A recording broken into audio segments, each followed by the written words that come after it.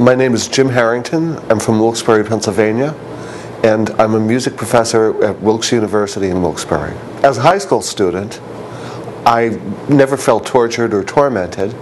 However, I did feel different. But it got better, much quickly, or much more quickly. And as a university student at Oberlin College, I found a core of people who were very supportive and who were very much like me. So it continued to get better. And as we move into history, we find that we have gotten so much better in terms of equality in many different states and the District of Columbia.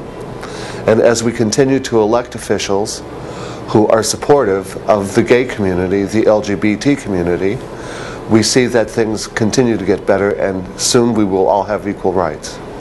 I've been involved in gay activism for the past 30 years, and I've continued to see things get better in northeastern Pennsylvania and in the world in general. We've had many different LGBT organizations in northeastern Pennsylvania. The first one I was founder of, actually, and the first president. And we have many different organizations in the colleges and universities that have been active over the past 20 years. Also, high schools in the region have continued to grow in the LGBT community, and people are feeling much more freely to express themselves in the way in which they can in the LGBT community. There's much support, not only in northeastern Pennsylvania, but all over the United States at this point. So it continues to get better.